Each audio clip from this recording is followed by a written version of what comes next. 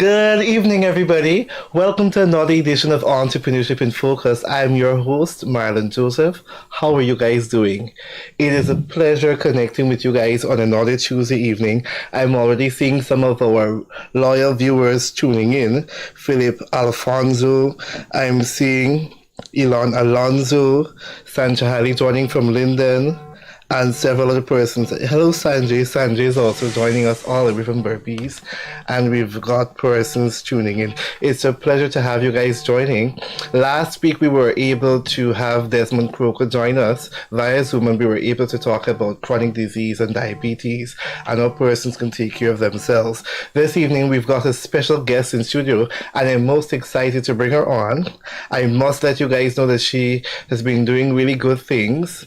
She is very young, and for such a young person, she has been taking Guyana by storm, and I look forward to seeing what she will do in the future because she is on a path of success. She is just blazing the trail, and I kid you not, she is doing really well. Hello, Kevin, Lorimer, Beverly Goodman, and several other persons joining. It's a pleasure to have you guys. Just before I introduce our guest, I'm going to play a clip from our Youth Parliament video because I did mention that Youth Parliament took place last week and it was a success. We had persons from the young people from different regions coming together to showcase their skills intellectually and through oral presentation, and it was done phenomenally. Persons were able to come and share. We had laughter. We had a grand time, and I must say that the future of Guyana is in good hands when we give the youth an opportunity to shine. So let's go quickly to the video so that you guys can have a look at some of the highlights from the Youth Parliament 2023. Witnessed an extremely interesting debate where each member took a stance either to make a difference for an underserved community or to continue to sit on their high horse with no regard to those who are struggling. In all of their theatrics, they failed miserably to deliver solid constructive criticisms on the topic at hand. Did not pass the smell test. Stay for fish. We develop no trees, we develop no rivers that belongs to we. Madam Speaker, we ain't giving up no mountain, we ain't giving up no trees, we ain't giving up no corrals that have been put here and give up on the weed. This morning you need the teachers want money. This morning you need to plant the weed. Even the opposition has a plan for us, Honorable House. Don't drink and drive, smoke weed and fly. In my hand is what I like to refer to as a thinking cup. It is evident from this ludicrous motion being brought forward to this Honorable House that the honorable members of the opposition clearly forgot to wear theirs while drafting this recipe for this cup. What tricks and gimmicks does the government intend to bring today to say if they don't care on a national scale, then they care at the grassroots level? There's an old saying, Madam Speaker, easy lesson good for duds. So if we don't face the matter now, we're going to suffer the consequences later. How can you oppose such motion? Are in poverty because of unemployment. So, Madam Speaker, if they don't have jobs, don't get paid, which money are we reducing tax? Our honorable members on the other side are eager to relax and chant within the confines of their homes. This year is our year for the Guyana Amazon Youth Warriors, while the special needs youth must remain at home and cry. What is our year? And as the Minister of Health said, baby, calm down. I am no teacher by profession, yet here I stand educating those who wish to be called parliamentarians. You already have persons waiting 13 years for a house lot. They got to wait 13 years to function without entrance into society too. Honorable members of the opposition today would have shown us reasons why they are the opposition and we are the government. Factually and consciously realize this motion because they clearly misunderstood the assignment. Madam Speaker, I heard one of the members of the opposition said, what to do? Well, let me tell you exactly what to do. Retract this motion and go back to the draft. It's quite clear that your presentations are sentiments which echoes that the loudest of noise comes from empty barrier. I wish to acknowledge that this motion is one that is simply unnecessary. You stood there audaciously with your two working legs, two functioning eyes, two functioning ears, simply and top bread and professed to Guyana. And then go to the connection. There's a famous Guyanese proverb which says, when you could see daytime, don't look at night with a candlestick. Their failure to diligently investigate the issue while drafting this motion is proof that they are dead from the neck up. Matter of fact, it seems as if the opposition is here to get us along with their campaign to wake up, get high, and just stay high. We don't beg friends, no. Weed is my best friend. Permit me, Madam Speaker, to firstly quote the Shadow Minister of Legal Affairs, who said, and I quote, "Weed is my best friend." Given your stance on religion, I would hope that Jesus would be your best friend. We won't be passing around any samples today, but I do have some lime and some drink mix that you can make some swank with. Fresh ideas. And the ideas they have is just a nail to the casket because they have dead ideas. Take your emotions and black box and go right back to the drawing board and go do your homework.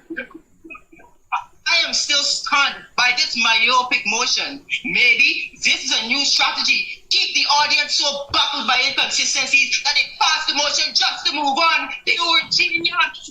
Before, Madam Speaker, we implore the government to meticulously scrutinize this motion. We have a counseling problem in Guyana. How can you counsel a Rasta man from his religion? Do not hesitate.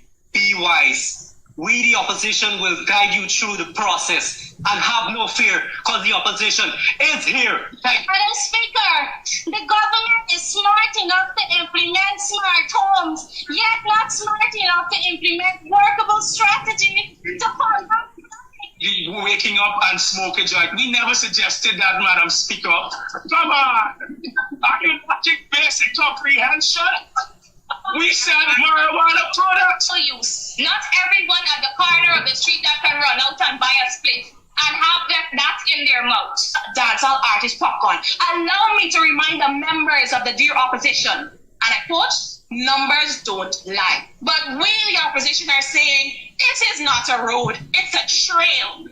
Before it could become a road, it needs a little grading, some tar, and definitely better planning. Thank you very much. Numbers don't lie. Those were some of the highlights from the National Youth Parliament 2023, and we certainly had a ball. I want to encourage you to share the live stream, tag a friend, let them know that we're here so that they can participate in our program this evening. As iron sharpens iron, we all can learn and grow from each other. This evening, we're fortunate to have the young lady who took the parliament by storm, who led the opposition to victory, and she is also an entrepreneur, and it's my pleasure to welcome her to Entrepreneurship in Focus. Welcome, Miss Corissa McClure. Good evening, and thank you for having me tonight. It's a pleasure to have you. You are such a young person that is doing quite a lot. I must commend you for all of the work that you're doing and all of the developmental opportunities that you're participating in. I'm really proud of you, and I know that many people are also proud of you, and some of them are joining our program. I'm seeing Aaron Henry, Joshua Anthony, Sanjay, Beverly Goodman, and several other persons. It's a pleasure to have you and to interact with you about some of the work you're doing. Miss Corissa McClure. You are an entrepreneur. What motivated you to go into entrepreneurship? I mean, I think from a young age, seeing my parents as business owners, from since I've known my parents, they've had businesses. They've had multiple, some failed, some succeeded. And when we migrated or remigrated from Trinidad, when we moved back to Guyana, I finished secondary school, I felt as though there was something that I needed to do to carry on my legacy, just as I've seen my parents carry on theirs. I mean, I remember specifically when I was at the University of Guyana, my parents were paying my tuition, and I felt like I had to get extra money from somewhere because they couldn't afford to pay that hefty tuition and then still give me a sizable amount to spend. And I decided that business was the best way to go. In fact, before Westside Shipping, I actually had 3 businesses. I started selling phone cases because I felt like the phone cases available in Guyana weren't as nice as they should be. And then I went on to selling customized jewelry that was stainless steel gold plated, so it would last a very long time without the hefty price of gold. And then I started selling clothing. And then I moved on to Westside Shipping. So what happened to the forestry businesses that you had? I mean, I think they kind of just tapered out because I didn't have a lot of knowledge, a lot of experience, and I learned over time that it's very important to seek counsel and seek advice from other experienced persons. And I think that those, even though they quote unquote failed, they were just stepping stones to me to realize, what is in store for me. Awesome. So I love the fact that you were able to start and you were able to use those as experiences. And what I want persons to take away is that sometimes the ideas that we start a business, that we use to start a business, sometimes that doesn't work, but it's also okay that you can reevaluate, that you can look for other opportunities that would that would bring itself to fruition, and you can work on it. You don't have to be able to stay in an environment where you feel stuck and the business is dying and you just stay there, but you can also look for new opportunities that you can use to help grow and bring it to life. So tell us a bit about Westside Shipping. Right, so Westside Shipping, we're located on the west bank of Demerara, which has no other shipping company as far as I'm aware. We pride ourselves on fast and reliable service as well as exceptional customer service, I want to say. We have a mantra that says you get your packages in 3 to 8 days after it's delivered to the warehouse, and we stick by that as best as possible. It was birthed actually because I hope I'm not jumping the gun here. No, that's okay. So when I started my first business that I was talking to you about, the phone cases, I was 16 years old.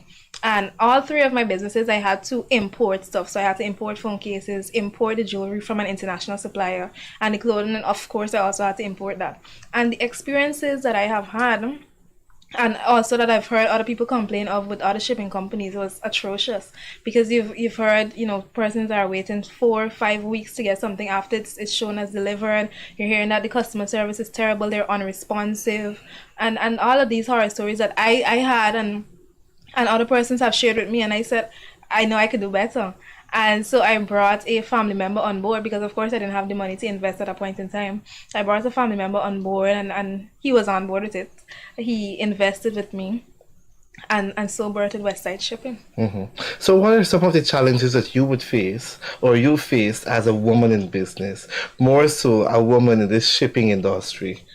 That is a fantastic question. I mean, not only as a woman in business, but as a woman in general, we know that men tend to scoff at women in leadership positions. I mean, just recently, I think it was this year or last year, I had an issue with my warehouse in the US where they sent my stuff with another broker in Guyana for some reason. And I went there to them to retrieve my packages for my customers.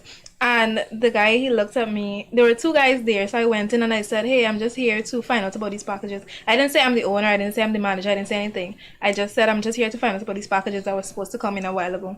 And he said, he looked at me and he laughed, and he said, he was giving me a runaround story about the process at the airport, and he was like, he looked at the other guy and he said, she didn't even look like she know nothing about shipping. She know nothing was going on at the airport. And I looked at him and I said, I'm the manager of this company, right? I know exactly what happens. I've been there. I've been through the process. And he said, oh. And he looked like he wanted to retract that statement. That's just one example of the challenges that we as women face. Men tend to and especially me as a young woman, I'm very young. And so because of that, people tend to underestimate me. And they think that they can just tell me anything and I'm going to go with it because I don't know better. But that's where seeking counsel comes in, because as long as you talk to persons that are more experienced, talk to persons that know this path that you're walking, no one could ever take the eyes and pass you, as we say in Guyana. Interesting. So have you received any formal training in entrepreneurship or business? I have not received any formal training. Informal, yes, I have taken classes at the University of Guyana that focus on leadership and management and so on. But in terms of entrepreneurship, not necessarily. So one experience at a time and one piece of advice at a time. I love it because not everything can be taught in a classroom, Correct. and the practical experiences will take us a far way. And there's no textbook that can actually point us in the right direction to say, well, this is everything that you need to do. And when you follow this, you'll be successful. Correct. So our experiences are what helps to point us in the right direction. And I'm very happy that you're into shipping and somebody's asking if you only import. What about export? We only import at the moment. You Still only working on the import. logistics of the exporting. Mm-hmm. But as you said that, as you're saying that, not everything can be taught. It reminded me of something that when I was in secondary school, I went into the science stream because I was so sold on being a doctor. And so I took no business classes. When I entered university, I went into social sciences. I had no idea that this would be my life trajectory. And so going into business, a lot of persons ask me, I keep seeing you're launching businesses. I saw you in science stream in secondary school. What happened? And I'm like, you know what? I saw something online one time that said the richest persons aren't persons that work for people. It's persons that have persons working for them. And of course, not everyone is going to be an entrepreneur. But it's very important that we recognize, even if we have to stray away from this box that people put us in, like people say, oh, you did science, you need to go into science. Even if we have to stray away from that and change up a bit because we realize that our calling is different from what we might have thought it would be, it's important to do so and to follow your intuition, because it would always turn out right, most of the time at least. I love it. Some of the experiences that I would have had in entrepreneurship had led me to coin the sentiments that entrepreneurship is not for the faint of heart. Correct. But if we want to be successful, we must raise our swords and run into battle and think about what the inscription on the monument will be when the history books glorify us. And that is to say that entrepreneurship is not a fly-by-night. There are many challenges that may come. There are many failures that will come. Failure way to success. Let us understand some of your failures. Yeah. Oh. Yeah, so, it was tough in the beginning. As I said before, we invested personal finances. I know most persons decide when they're starting a business they want to go through the bank and have a loan. We didn't go that route. The family member and he invested a chunk of his personal funds, and of course that's a risk. That's a big risk to take when starting up a brand new business. We were going into a location that was not very popular. We didn't start in a big mall or a big shopping plaza. We started in a very small, let's say shopping center on the West Bank. And then we had to figure out how to pay rent, how to pay staff, because of course, I was in classes at the moment, and he's actually based overseas. So we had to get someone to work at the store. We had to figure out how to navigate the importation. We had to get registered with GRA Asikuda to begin actually importing stuff, and then we had to. There was a lot of components to start, and because of that, we lost a lot. So a lot of airlines, they actually have a minimum charge. So because we were just starting, we're fresh. It was actually almost just after we started, COVID hit. So we were not shipping a lot, and so we lost a lot of money. We had issues with staff where staff would disappear. We don't see them again for a week or two, and the business is just closed, and we're now trying to establish. And so that was very stressful. So apart from losing a lot of money, staffing issues, COVID was a really big one. Because of COVID, we had to actually pay rent for the place that we were staying in while we were closed because of COVID. And so we already invested a lot. We're already in the red zone, and then we still have to pay rent. We had to tell the staff, look, we can't pay you. We had to think fast and adopt a model like, okay, if you have packages coming in, we're going to bring it in and just tell us what time you want to come to the office. We're going to come open up for you to collect, and then we're going to close again. That was a really challenging time. So there are a lot of things that I had to learn, unfortunately, along the way, in terms of screening staff before you hire them, doing background checks, where you're hiring staff from, because I mean we're located in the West Bank. The first person that we hired was way up the East Coast, and so it was a challenge, of course, understandably, for her to commute every day. These are a lot of things that I had to learn along the way, or we had to learn along the way, and just combat them in the future head on. So, what were some of the greatest lessons you learned that you will never forget in your years of operation right now? That's a good question. I think I think one of the greatest lessons that I have learned was to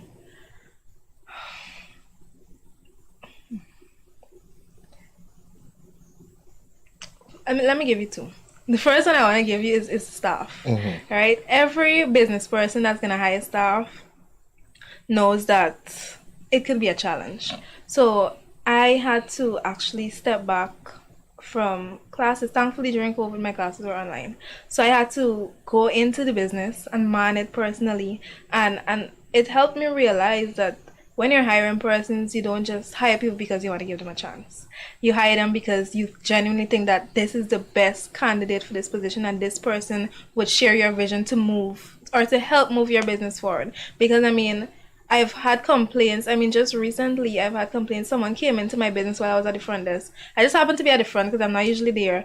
And they said, did you have so-and-so person working here? And I said, yes. Why? They said, oh, because they were terrible. They were really rude. I hated how they spoke to me. And that hurt me as a business owner, of course, because as I said at the beginning of this program, we pride ourselves on exceptional customer service. So for a customer to come to my business place and tell me, hey, that staff was atrocious, that I was almost moved to tears. And so I think that that's one of the most important lessons that I've learned, is that your staff could make or break you. And you have to be very, very careful when you put someone that's going to be interfacing with your customers, put someone that's going to be the face of your business. When someone walks in, that's who they're going to see. Who are you going to put there? That's all I want to share. Okay. One of the things that I'd like to recommend, which I see people doing, they would have their staff working, doing the normal work, but they're the ones at the back doing the follow-up, calling the customers to rate the interaction, to see if they would come again, if they'd recommend anybody, what improvements or recommendations they have, so that they can be familiar with the customer experience. Because the customer experience is what matters. Some customers would come to your business not because you are the cheapest, but because of the atmosphere. How do you make them feel when they come to your organization? Have you heard about Tony Robbins' disc assessment? I haven't. I'd like to recommend that you check it out. It's a very good assessment that teaches persons about understanding personality types. And persons are using it in the recruitment process to be able to understand what challenges the persons or the individuals would come with, what are their motivators, where to place them within the organization, so that you will be able to have the best out of them. For instance, somebody within marketing or customer service, you'd want to ensure that they're a good fit. But if you have somebody that is there that should be in finance, but they're in customer service, then that is the recipe for disaster.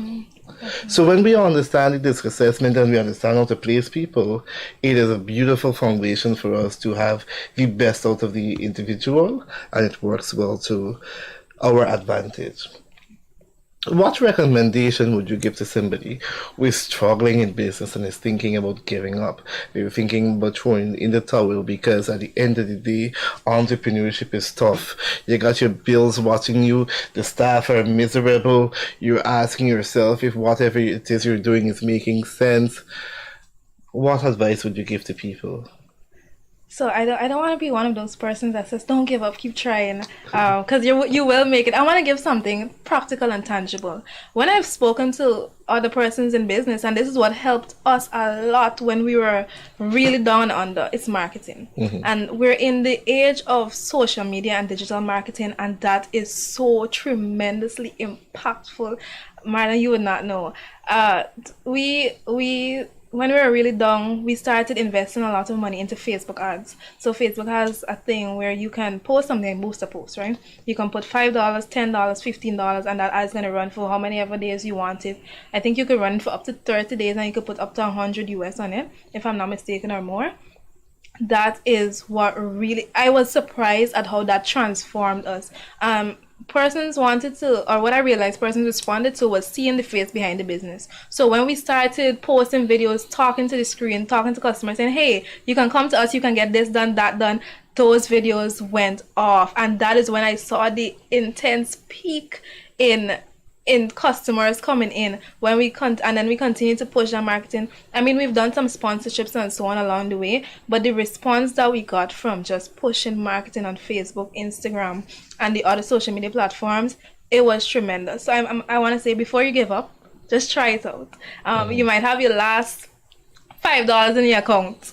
Put it on a Facebook post and see. If you don't get one message, I'm gonna be very surprised. That's the best advice I can give. I'm very happy that you would have shared that, because I often tell people that I would look at series and I would get different motivations. So one time I was looking at Scandal with Olivia Pope, and she was asking Fitzgerald Grant, why do you want to be president? And he could not answer. She said, there's it. We know why we should vote for you, because you let us know. But people don't know why they should vote for you, why you should be president. And I link that to business. People want to know why they should support your business. Who are the persons behind it? And they would come because of different reasons. Not necessarily because your price is the best, but because maybe you're a single mother, maybe because they love your personality, you have a beautiful smile. Different reasons people would support you. And all of these things that we're talking about, our business, the customer service, the procedures, and so on. The question is, do the customers know these things? So what benefit is it going to do if we're the only persons who know what exceptional service or product we have, and the customer has no clue? So I love the fact that you were able to take a different twist, focusing on marketing, focus on putting your name out there, your brand out there, and of course let people know your unique innovative component, what makes you you, why we should support you, why we should come to you to do business. And there are several reasons why customers will support us. Somebody's asking, as a young entrepreneur to another, how would you handle intimidation from the other recognized competitors, both local and international? I think this is where knowing your brand comes in, because of course there's always going to be competition. You have to know what sets you apart, what makes you different. Why should customers go to you and not to them? Is it your customer service that sets you apart? Is it your price? Is it your prime location? What is it? And I think that's so important in building confidence as an entrepreneur.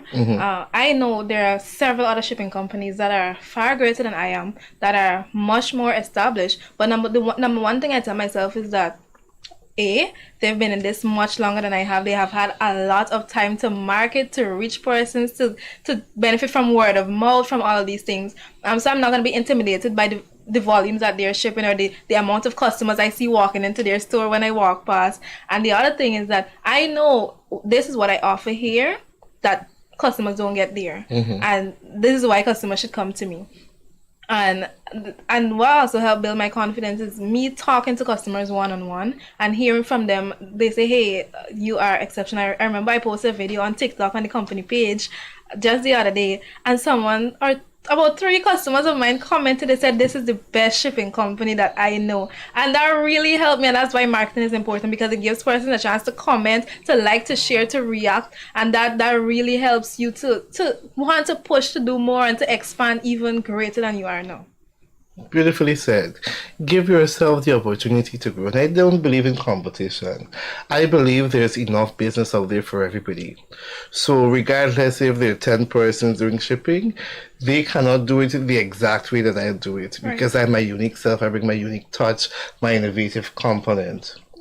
As well as they're big, so what? Me being a small business, or we want to say growing business, it therefore means that I can afford to give each client their individualized Correct. attention. Hello, they're getting their personalized attention, they're getting one-on-one, they're getting follow-up, and so on. I'm able to check in with them to ensure that they're happy and that they're satisfied, as opposed to all of these clients there, and then people feel frustrated because you're taking too long with one client and so on. It has its pros and it has its cons, but of course, knowing what sets you apart and allowing yourself the opportunity to grow, there's enough business for everybody.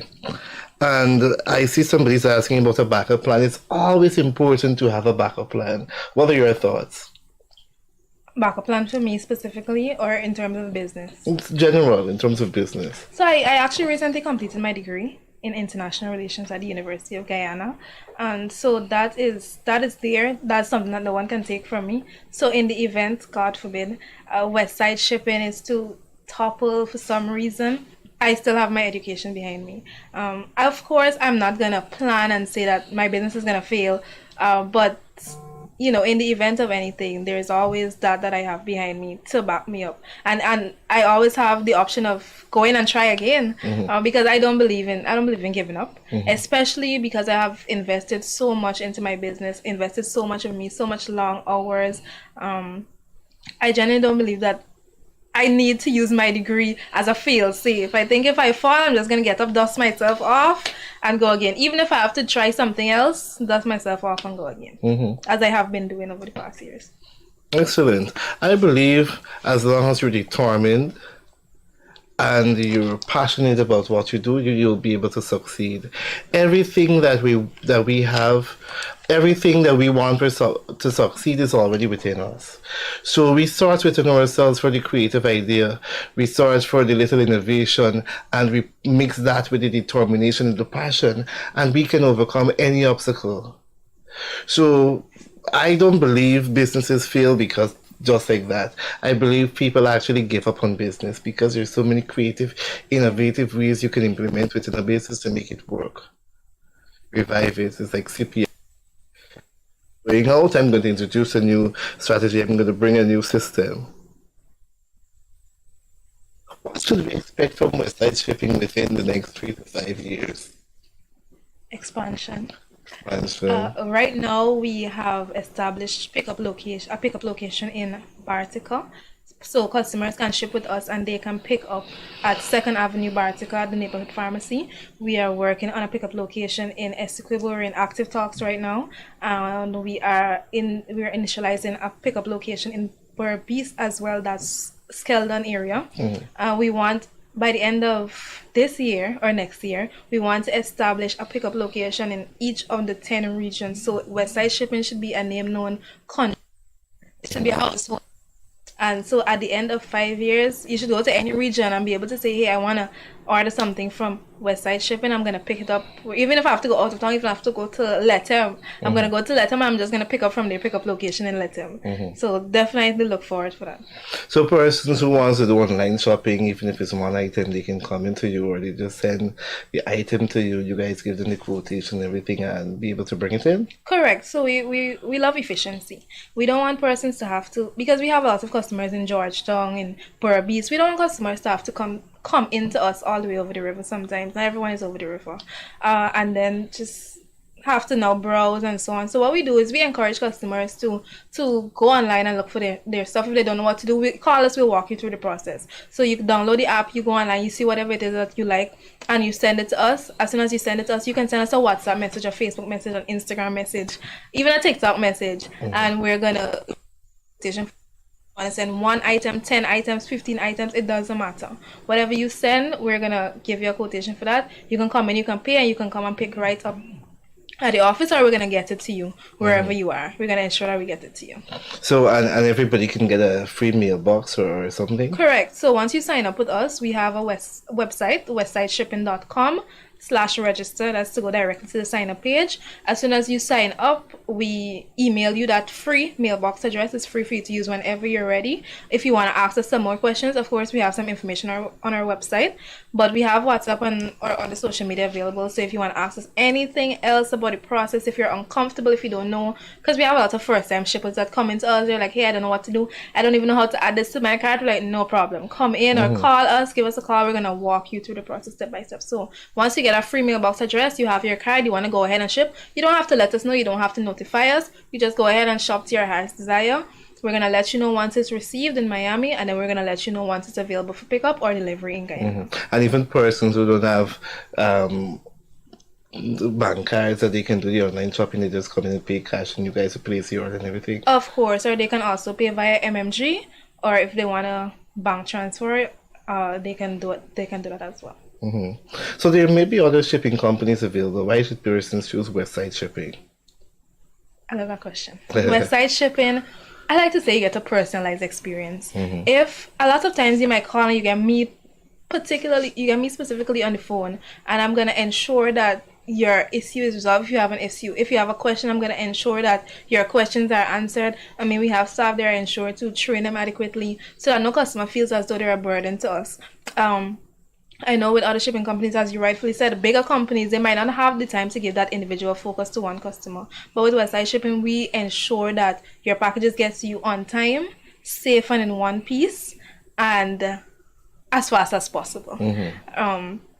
And we have even had cases where customers have missed their packages, no fault of ours. Something went wrong in the US. We have called the carrier in the States, even though we didn't place that order. We have called them to say, hey, what's going on with my customer stuff, back and forth online, going through the process, filing claims on behalf of the customer. That is the experience that you can expect with Westside Shipping. I know some other companies, they might say, hey, we have a lot of customers, we really can't help you with this one small thing that you're missing, but we like to ensure that we follow up. Even if we tell you, okay, here's what you can do to file a claim on your package that we haven't received, we would check back with them the following day. Hey, did you get through? And they might say yes, no. Okay, no, you didn't get through. Let me see how we can assist you further. And that's what you can expect when you ship with Westside Shipping, that personalized experience. And also for the customers on the West Side, Region 3, Region 2, Region 7, there is no other shipping company that I know that you can shop with and you get your packages personally delivered to Bartica or personally delivered to your home on the West Side. In fact, in Perfect Harmony, all the way from Lagrange to Vreeden Hope, we offer free delivery for our customers there. Nice. Our customers in Central Georgetown, they also benefit from free delivery, and so that is definitely something I know is offered nowhere else. So the customers in Parafate and up to Vreeden Hope, they love to say, hey, just send my packages with the driver when the driver is coming by. Says no problem. So that's definitely what you can expect with Westside Shipping. And is there like a customer loyalty program? That's a good idea. We should implement that. Not at the moment, but I'm glad you mentioned that. I'll think about it.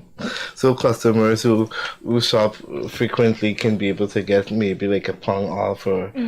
I mean, I know we did a promotion last year around the end of the year where our frequent shippers, we gave them an Amazon gift card. So each week we would give 2 Amazon gift cards. So we just put it in your package, and when you open it, there's a nice surprise in there for you. And we plan to do that on a bigger scale this year. But as for now, a steady customer loyalty program, no. But we do reward our customers, of course, and that are frequent shippers with us. Awesome. So how can persons connect with Westside Shipping? Of course. So we are on Facebook at Westside Shipping. We are also on Instagram at that same name, Westside Shipping. We are on WhatsApp, and you can call us at 603-9261. That's 603-9261. We are also on TikTok. You can reach out to us there. And you can email us as well at shipwestside@gmail.com. Awesome. Or you can, of course, come into our office. We're at 36 Lagrange Public Road, West Bank, Demerara. That's in the Magic Mall, the second door on your left as soon as you enter the building. Awesome. Somebody saying customer service makes it thriving business. Very good. That's so true. Is there anything you'd want to say to the viewers right now? Here's the opportunity. Of course. First, I want to say thank you for having me. Thank you for listening. I trust that you were impacted. I trust that you received some of what I was dishing out here today. First, I want to say to the budding entrepreneurs, just go for it. It's very important to see a vision, see a plan. Of course, go for it with a plan, because they say a dream without a plan is just a wish. So seek advice from others, seek advice from professionals, draft your plan, and go right ahead. I mean, even if you fail, the greatest persons, they fail and fail and fail until they finally succeed. All right. And for our budding customers with Westside, once you go Westside, you never go back. I know that doesn't quite rhyme, but I mean, our customers are very happy. They love it here. They love it with us. Our customers from Berbice, Bartica, Essequibo, Linden, they love it at Westside Shipping. And I know that if you come on board with us, you would love it just as much. So thank you so much for listening. Well, thank you. And Sandy Taylor is saying that she's looking forward to visiting your business. So when Sandy Taylor comes, Of course, you can ask for Corissa. I'd like to leave persons with the quote by Ralph Waldo Emerson, which says, "Do not go where the path may lead. Go ye therefore where there is no path, and leave a trail." That path, that quote is a charge to go forward and be innovative and to be creative. Think about the legacy. What is it you want to leave this world and how you want to be remembered? Remember that some of the people who came to this earth did their bit so that we can benefit and the world would be a great place. For instance, the persons who created the internet, the computer, a chair, they did their bit to make this world a better place. What are we doing to make this world a better place? Or are we saying we will just benefit from what those who would have gone before us would have created, and when we go, the only thing we would be remembered by is our tombstone? Or do you want to be a monument? Reverse the tides of injustice, redraw the map, do your bit so that you can be remembered for generations to come. Each of us came with special, unique talents, gifts, and abilities. Whatever it is you're called to do, do it to the best of your ability. Everything that we need to succeed is right within us. What is stopping you from living your greatness? What is stopping you from performing in your true potential, performing in your purpose? What is stopping you? Everything that you need to succeed is right within you. Do not go where the path may lead. Go ye therefore where there's no path, and leave a trail. I'd like to use the opportunity to acknowledge some of the persons joining. I'm seeing Lemar Williams and Kosi Jupiter, Blisses Edwards, Azim Ali, and several persons joining. Also to acknowledge those that are joining via our YouTube platform. It's a pleasure to have you. And it's a pleasure to have our guest in studio. We were able to learn about her, and we're going to be supporting Westside Shipping so that we can benefit from some of the personalized experiences that our customers enjoy, as well as to support a young business. And I enjoy seeing young people in business and going about there, doing things for growth and talking about their experiences as it relates to development.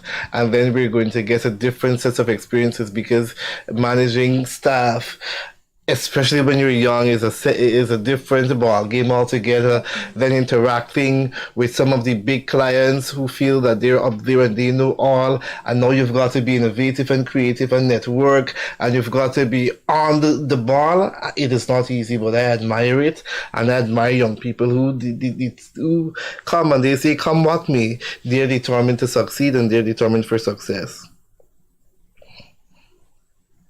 I'm seeing somebody saying all Westsiders say hi. Hi. It's a pleasure to have you guys.